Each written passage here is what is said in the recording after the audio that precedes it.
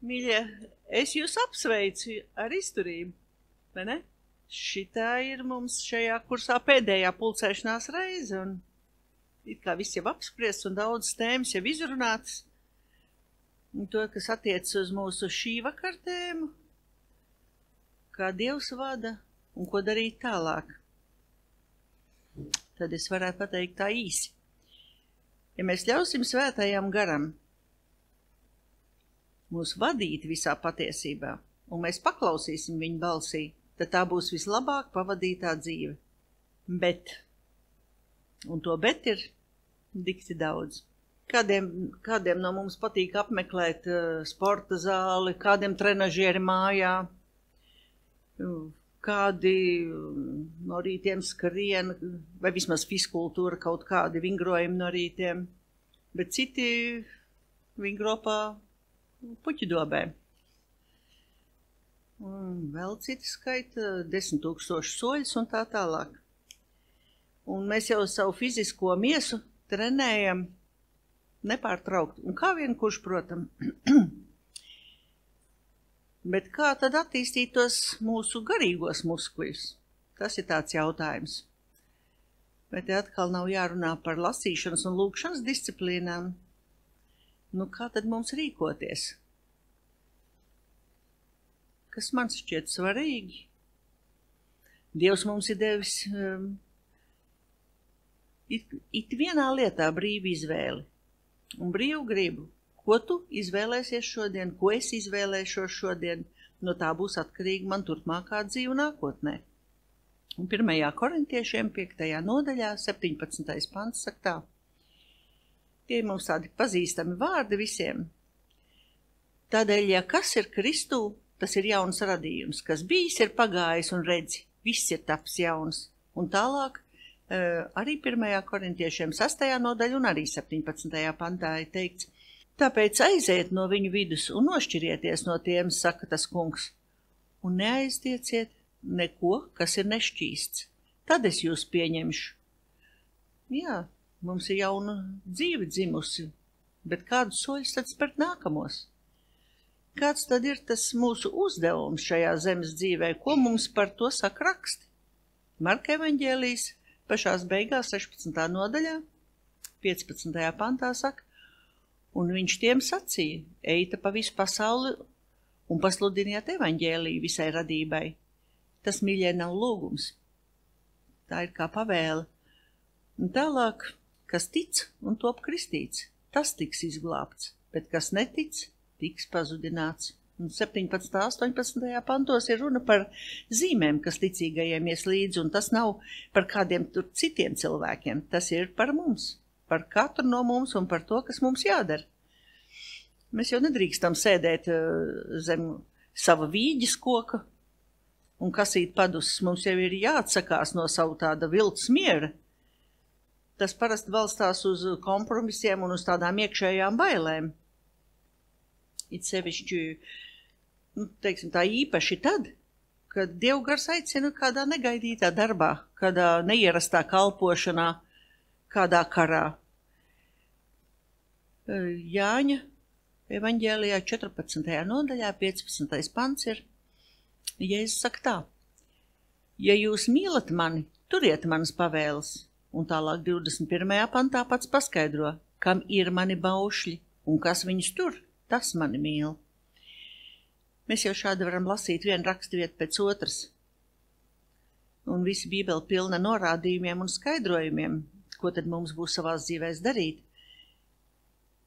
Tā kā no lasīšanas, mīļie, jau nekur nespruksim, un mācītāji, reiz aizver tās durvis, jo mums tomēr jāizlas no 1. vāka līdz pēdējiem, tas nebūs tik ātri. Laikam jau nevērs. Durs jāizslēdz, lai neviens ārā neizspruk. Vai ne? Jā.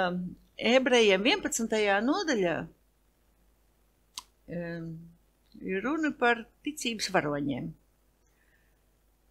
Un tad, kad mēs pa viņiem lasam, mēs saprotam, ka šie cilvēki, kas tajās dienās bija tādi nosaukti ticības varoņi, viņi jau ar tādu zīmogus pieras nepiedzima, viņa kļuva par tādiem. Jo viņi iestājās noteiktajās cīņās, un arī uzvarēja, ne tikai iestājās cīņās, tāpēc, ka ticēja Dievam, kurš viņus uz šādām cīņām aicināja. Un Dievs teica, es būšu ar tevi, un tu uzvarēsi ienaidnieku. Un Jeremija 15. nodaļā, 11. pantā, saka, tas kungs sacīja, tiešām, es tev došu spēku labam darbam. Tiešām, es rīkošos tā, ka tavs ienaidnieks nelaimes un pārbaudījuma laikā griezīsies pie tevis un lūgs tevi. Tālāk šajā pašā nodaļā 19. līdz 20. pantam arī lasam. Tādēļ tas kungs man sacīja tā, ja tu piegriezīsies man, tad es tevi paturēšu pie sevis, lai tu man no jauna drīkstētu kalpot. Ja tu izšķirsi patiesi vērtīgo no niecīgā, tad tu būsi it kā mana mute. Lai tad tie griežas pie tevis un ne tu pie viņiem. Tad es tev darīšu pret šo tautu par augsti uzceltu un stipru varu mūri, ka ja tie tev uzbruktu, tevi nepārspēs, jo es esmu ar tevi, lai tev palīdzētu, tevi glābtu un tev piešķirtu uzvaru, tā saka tas kungs. Es tevi glābšu no ļauno rokas un tevi atsvabināšu no varmāku dūras.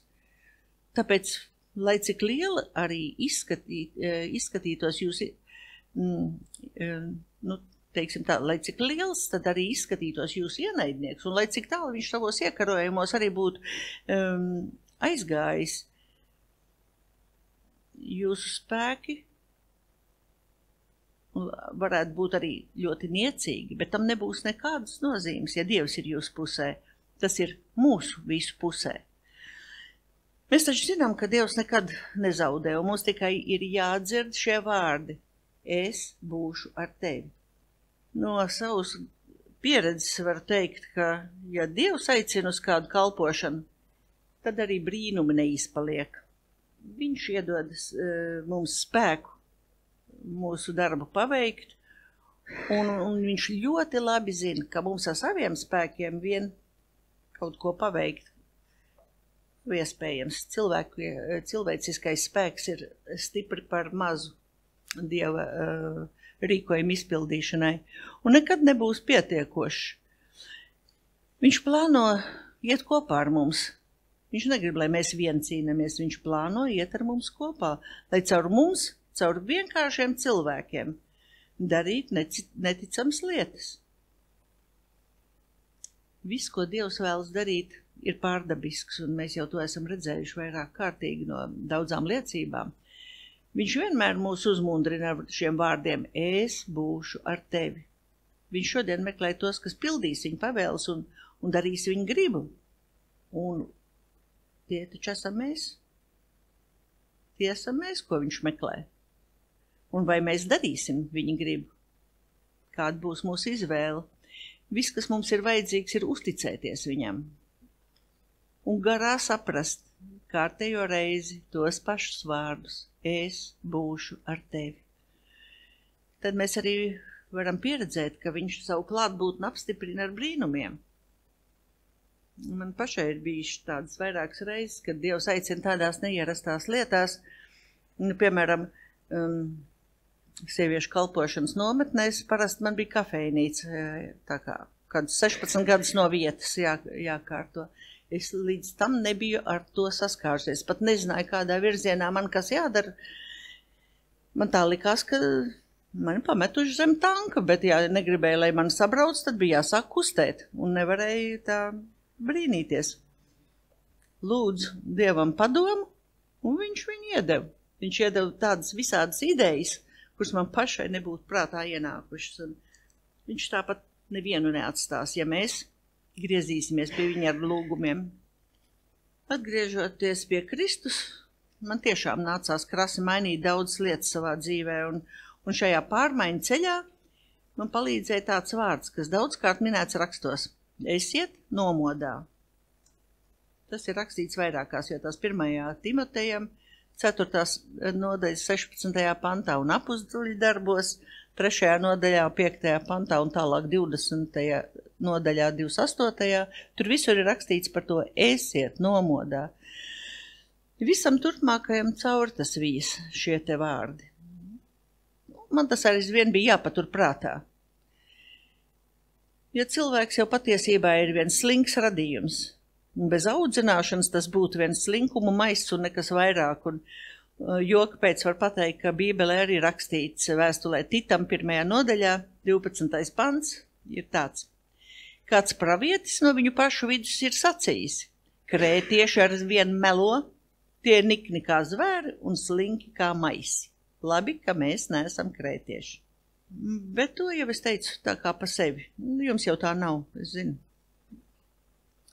Atgriežoties pie nopietnības, 24. nodaļā Matejam 3. līdz 4.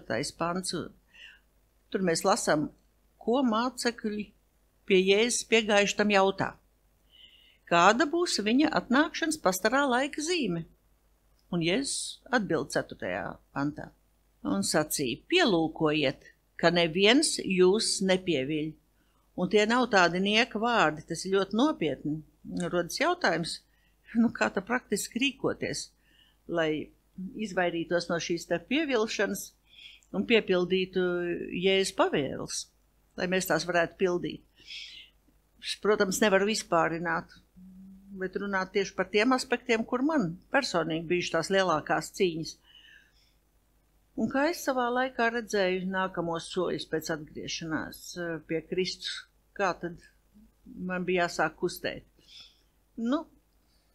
Piedodiet, ka es tā saku. Bet man kaut kā neticās, kā ar tādu sevis pārbaudīšanu mums visiem viegli veicās. Man tas bija diezgan pasmagi. Ja pat ķēniņš Dāvids, kas ir vīrs pēc Dieva sirds, 139. psalmā, 23 līdz 24 saka, pārbaudi mani, ak Dievs, un izzini manu sirdi, izmeklē mani un izdibini skaidri manas domas. Un lūko, vai es neesmu uz ļauna ceļa? Tad cik tad mums vēl vairāk vajadzētu piespiesties sevi izmeklēt? Vienīgi grib brīdināt, nenobiestieties no tā, ko tad ieraudzīsiet. Jo mēs pat daudz reiz sevi nepazīstam un pat nezinām un nesekojam līdz, kādi tad mēs esam un kā tad mēs rīkojamies. Tamdēļ arī šī pārbaudīšana ir ļoti nepieciešama lieta. Un rakstos jau arī mēs daudz viet ievērojam vārdus, kas mudina būt nomodā, būt modriem. Mateja 24:42 ir, tāpēc esiet modrīgi, jo jūs nezināt, kurā stundā jūsu kungs nāk. Tāpat arī Matejam 26. nodaļa 41. pants. Esiet modrīgi un lūdziet Dievu, ka jūs nekrītat kārdināšanā. Gars gan ir labprātīgs, bet miesa ir vāja. Nevelti Pāvils arī saka tur, ka to, ko es gribu, es nepadaru, bet to, ko negribu, to es padaru. Un mums arī tā daudzreiz ir. Mēs taču labi zinām, kas ir tas labais, kas būtu jāpadara, bet tā vietā mēs izdaram pavisam kādas aplamas lietas. Un es domāju, jālūdz ir svētajam garam, lai mūs vada tiešām visā patiesībā, un nevis tajā patiesībā, kas ir tā mūsējā patiesība, bet tajā patiesībā, kas ir Dieva patiesība. Galatiešiem 5. nodaļa, 25. pantā. Ja dzīvojam garā, tad arī staigāsim garā. Vienkāršiem vārdiem runājot, būsim nomodā. Un kolosiešiem 3. nodaļā 5. pants arī saka, tāpēc nonāvējiet to, kas piedara zemei, netiklību, nešķīstību, kaisli, ļauno iekāru un mantkārību. Tā ir elku kalpība. Tikai pirms kādiem 10, varbūt mazliet vairāk gadiem es tā īsti apjēdzu, cik bīstams manī ir tā kāds neizsūdzēts grēks. Nevis kāds noteikts, bet vienalga kāds tas būtu. Es saprotu, ka tādēļ arī viegli ir kādam man pievilt, un kas tas pievīlējs ir, mēs jau visi labi zinām. Par to jau mēs runājam arī tad, kad runājam par stāšanos pretīm ļaunumam. Mūs jau pieviļ ne tikai lielās lietās, bet tādos pavisam niecīgās lietās, sīkumos. Un kāpēc? Jo tādā gadījumā, kad man ir kāds neizsūdzēts grēks, es jau patiesībā esmu tādā sacelšanās stāvoklī Dievu priekšā. Un augstā dziesmā, 1. nodaļā, 6. pantā, ir tādi īpaši vārdi. Priekš manis īpaši ar tādu domu. Gādājot par citu vīna dārziem, neatstāja savu novārtā. Un tā daudzkārt ir. Mēs ejam un skrienam, un tās lietas jau ikdienā ir tik daudz ko paveikt un padarīt, un viņas nāk rindu rindās, bet skrienot un darot šīs te neatliekamās lietas, darbus un domājot kādas tādas domas, nedrīkst atstāt novārtā sevis pārbaudīšanu. Ja mēs sevi pārbaudam, tad mēs izglābjamies no daudz un tādām liekām nepatikšanām. Vienkārši ir jāpieliek viss puls, turēt to savu trauku svētumā, un, lai manī nebūtu šie nenožēlotie grēki. Citādi, kā tad svētais gars varēs būt man kā tāds liecinieks? Viņš jau tad vienkārši nevar funkcionēt.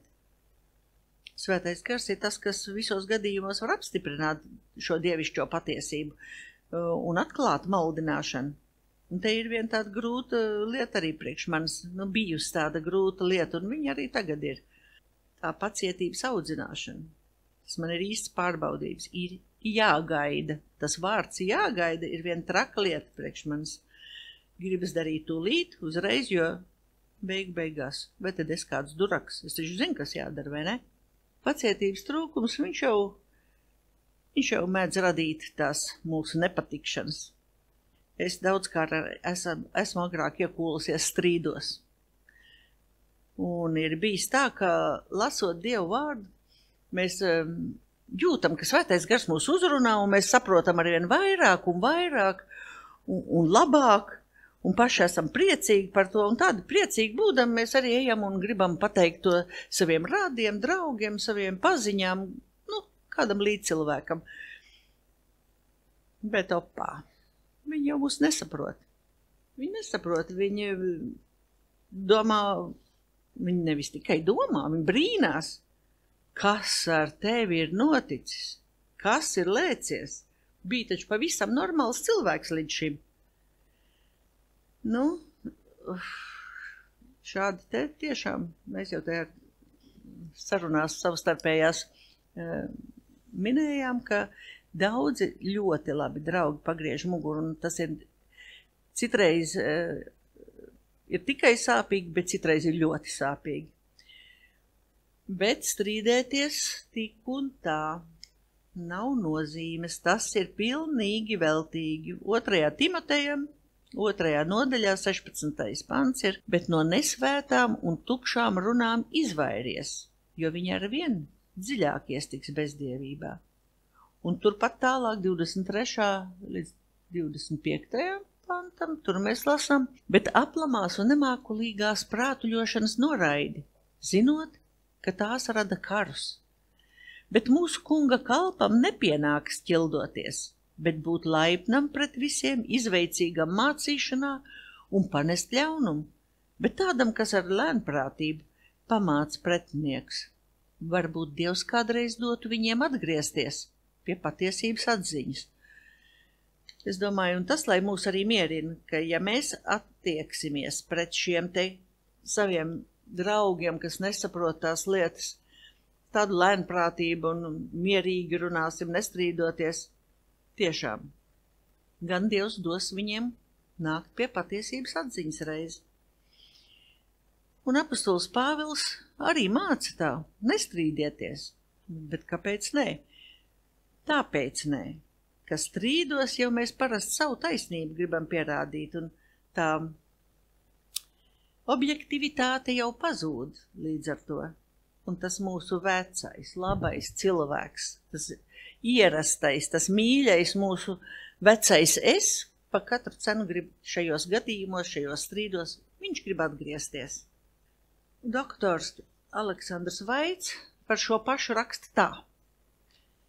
Izvairieties no strīdiem, man draugi, lai jūs izbēgat no ieraušanas elles peklē, lai viņi iet savu ceļu, lai viņi runā, lai viņi diskutē, lai tevi izlabo, lai viņi tevi apmelo, lai viņi tevi nosoda un pazudina, lai tevi nokauj. Drīzāk, lai cieš pati Dieva patiesība nekā tava mīlestība. Jo tikai mīlestībā mēs varam runāt ar tiem, kas mūs nesaprot. Bez tās neviena lieta uz priekšu nekustēs. Un viņš arī raksta tālāk, tev nav pietiekoši daudz dievišķās dabas, lai tu spētu strīdēties. Ar vārdu sakot, būsim nomodā par sevi, par to, ko lasām un kā lasām, un par visu nestrīdēsimies. Lai strīdās Dieva gars, lai dod mums gudrību, koncentrēt savus prātus pareizā virzienā un piesargāties no tā aplamā, kas ir visapkārt. Lai Dievs dod, ka kļūstam par tādiem viņa bērniem un par tādiem sekotājiem, kas pareizi izdala viņa patiesības vārdu. Neslinkot, nežēlot sevi, negausties, es nevaru, man nav laika. Protams, ka mēs nevaram, protams, ka mums nav laika. Taču nepieciešamais laiks, mīļie, būs jāatņem citām lietām, kurām mums vienmēr ir laiks un vienmēr pietiek spēki. Tā kā būsim nomodā. Un ja mums kāds darbs labi izdodās, tad teiksim kā Pāvils. 1. Korintiešiem 15. nodaļas 10. panta 2. daļa. Tas neesmu es, bet Dieva žēlastība, kas ir ar mani. Jo patiešām, vai tad mēs paši kaut ko spējam padarīt? Nē, tā ir Dieva žēlastība, kas ir ar mums.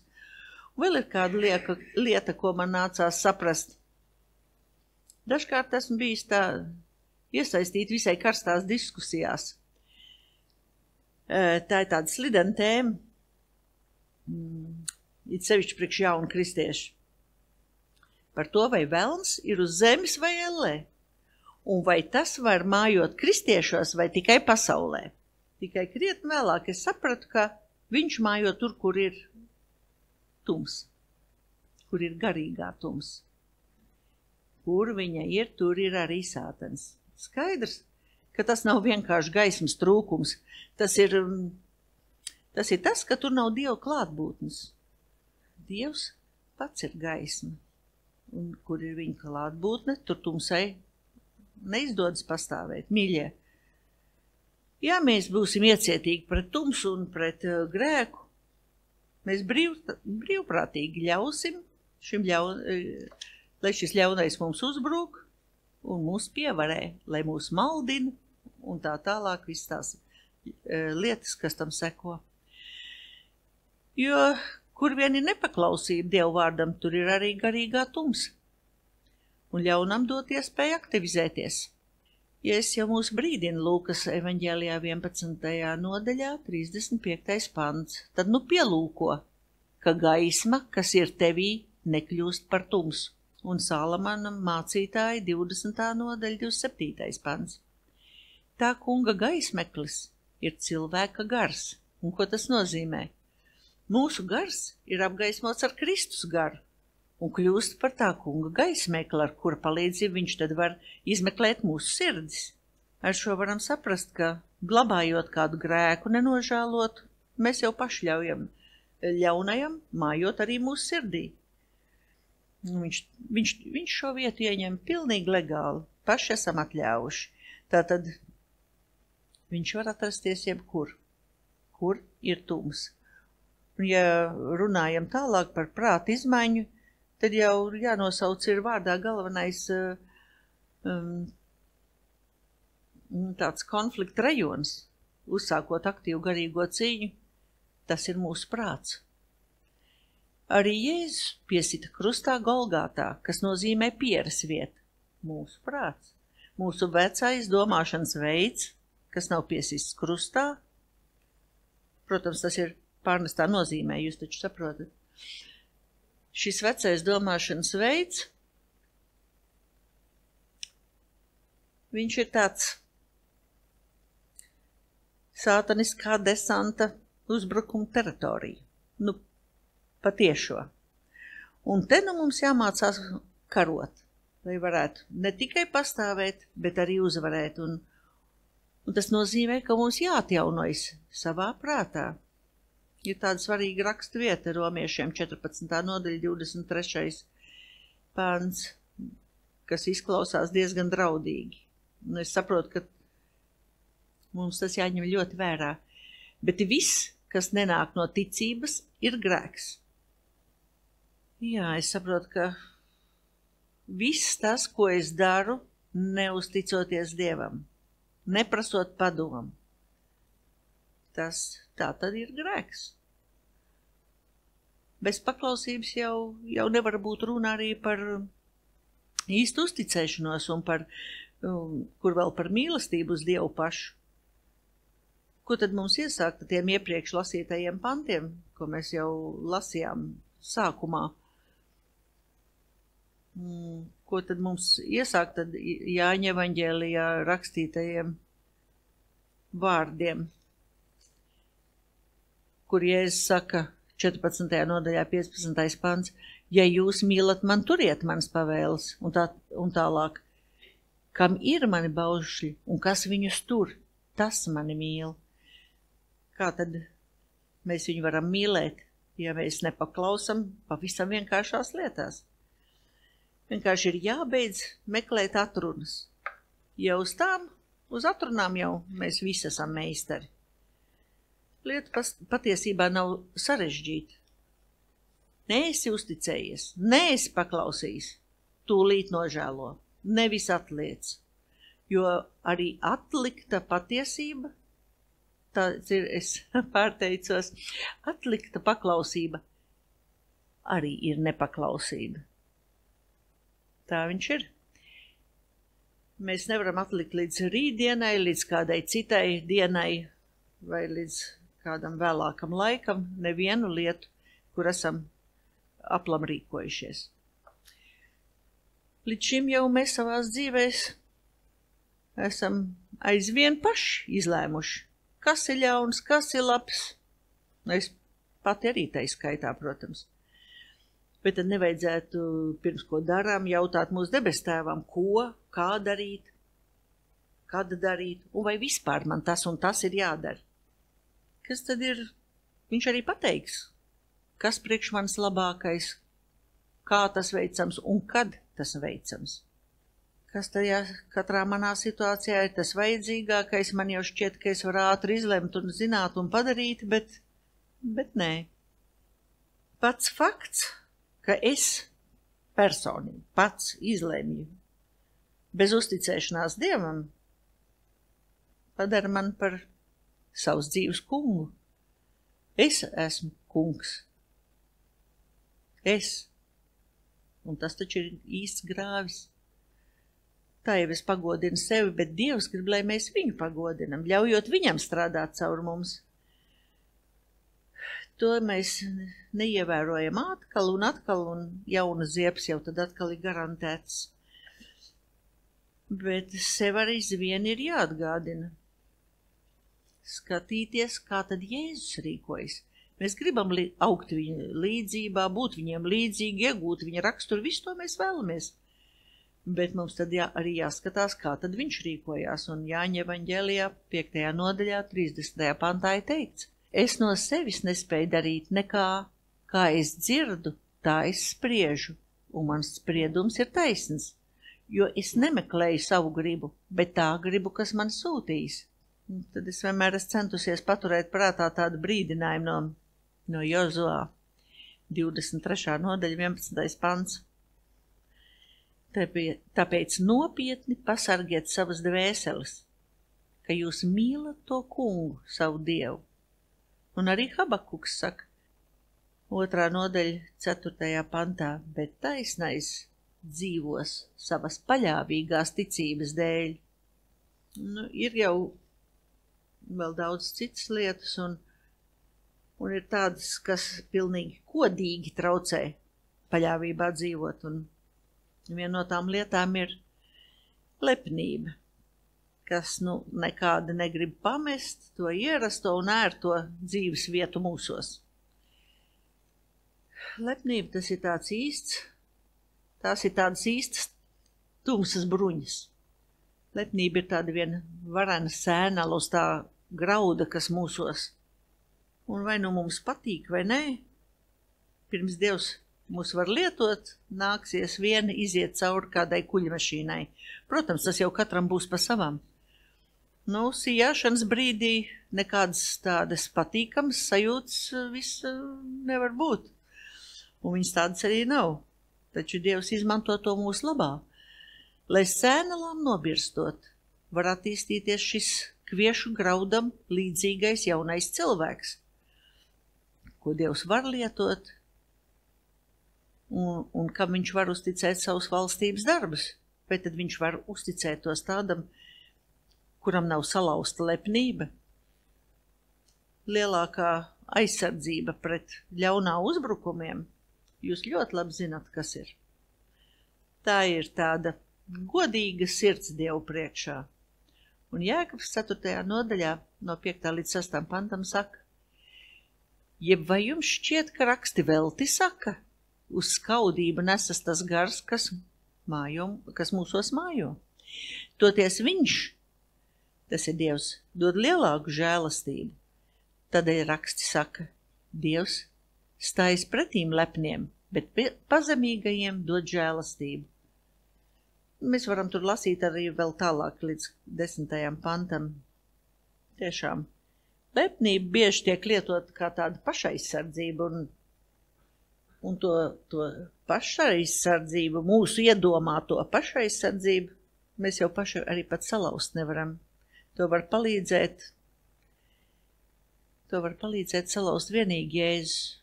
Un jo viņš ir mūsu vienīgais patiesais advokāts, nav mums tāda neviena cita. Salamana pamācībā 16. nodaļā, 18. pants, par lepnību raksts sekojoši. Kam jākļūst pazudinātam, tas pa priekš kļūst lepns, un augstprātība nāk priekš bojājis. Te nekas cits neatliek, kā saukt palīgā mūsu advokātu Jēzu.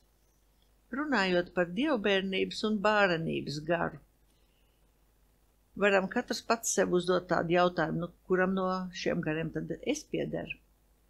Man arī ilgi nebija izprotams šis te jautājums.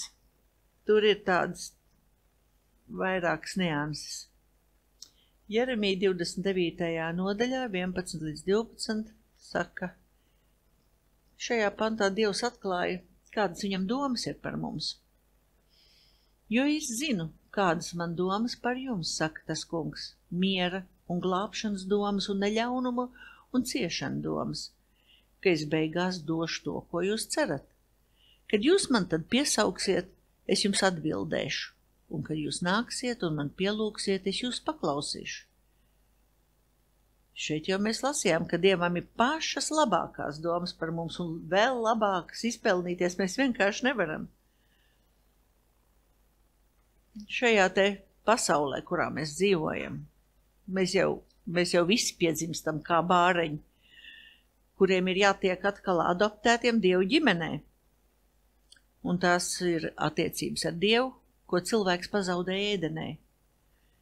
Iekšē jau mēs visi sajūtam, zinām, ka esam Dievu bērni.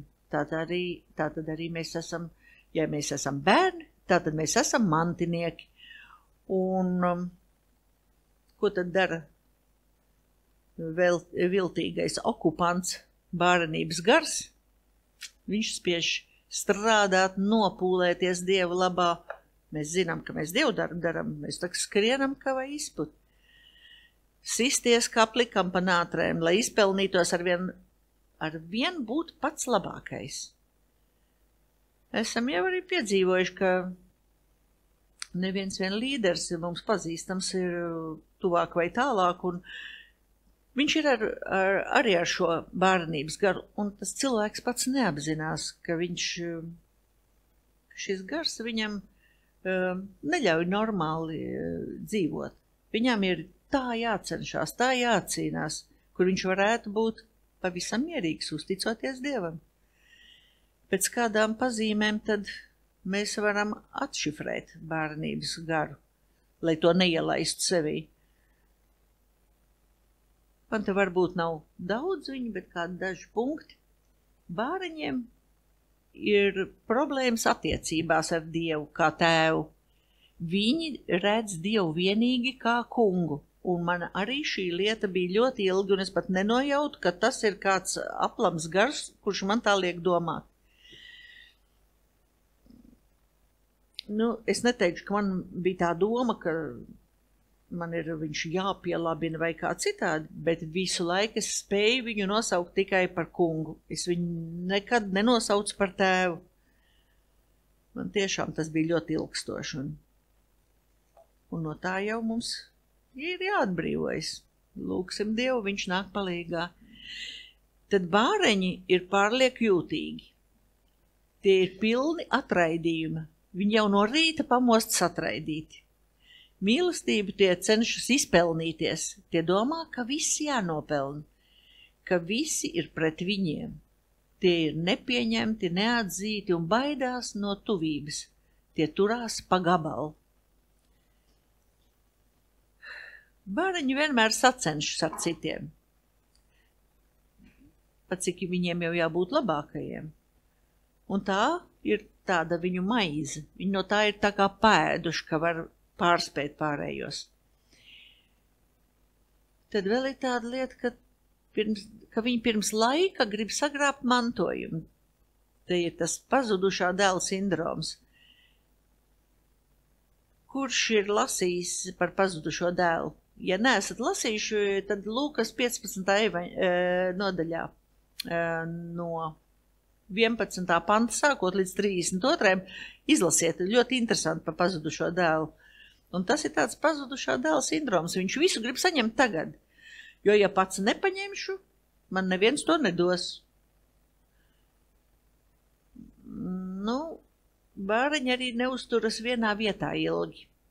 Viņi nesaprot dēlus, tos īstos bērnus. Viņi jūtās kā bāreņi, viņi tik klejo no vienas vietas uz otru. Mēs taču kā Dieva bērni esam droši par savu mantojumu, vai ne? Mēs zinām, mēs esam mierīgi, mēs zinām, ka mēs to saņemsim, ka mūsu mantojums jau pats mūs atradīs. Vēl viena lieta ir, ka bāreņiem likums ir augstāks par attiecībām. Tie saka, ka labāk viņi kaut ko padara paši, nevis tērē laiku kaut kādām attiecībām vai kādu pamācot. Droši vien jau, ka ir vēl kādas raksturojošas lietas, bet vai ir jau pietiekami, lai saprastu, vai mēs nesirkstam ar šo te sindromu. Mums vajadzētu pie sevis pārbaudīšanas par šo te padomāt. Iedomājieties, kad sauc kungs un nevar pateikt tēvs. Nu, kad es beidzot varēju pateikt tā, un tā brīvi varēju viņu saukt par tēvu, bija pilnīgi tāda cita iekšēja brīvības sajūta. Tālāk Efeziešiem 4. nodaļā no 1. līdz 6. pantam. Ir rakstīts, es jūs mudinu, dzīvojiet tā, kā to prasa jūs aicinājuma cieņa. Visā pazemībā, lēnībā un pacietībā citu panesdam mīlestībā. Censdamies uzturēt gara vienību ar miera saiti. Viena miesa, viens gars, jo vienai cerībai jūs savā aicinājumā esat aicināti. Viens kungs, viena ticība, viena kristība, viens visu Dievs un Tēvs, kas pār visiem, ar visiem un iekš visiem. Tā, man liekas, tiek saukt arī par ticības apliecību vai kaut kā tā, vai ne? Runājam, ka jāspēr nākamie soļi. Dažus jau mēs esam apskatījuši, un es domāju, ka mums ir jālūdz mūsu kungs, lai dara mūs pa cilvēkiem pēc viņa prāta. 1. Pētera vēstule, 4. nodaļa, 10. pants. Kādu katrs dāvanu saņēmis, ar to kalpojiet citam, ka labi dažāda veida Dieva žēlastības namturi. Sakiet, kā gan mēs to visu, lai spējam, ja mūsos neizaug gara auglis?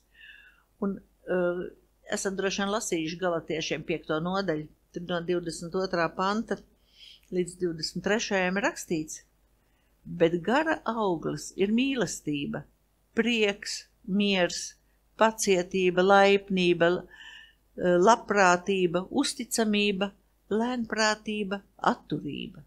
Pret tādām lietām nav bauslības. Un šie te 9 raksturojumi ir paša Dieva raksturs. Tie ir Jēzus raksturs. Viņš ir gara augļa tāda dzīvā izpausme. Lai tiešām mēs kļūstam Dieva atpazīti pēc mūsu augļiem. Un lai svētais gars nāk un palīdz mums. Esiet svētīti, mīļie. Vēl es gribu teikt, un nekad neaizmirstiet, dariet kā Dāvids. 63. psalmā, 7. pantā viņš saka, es tevi pieminu, apguldamies un par tevi domāju, uzmosdamies. Amen.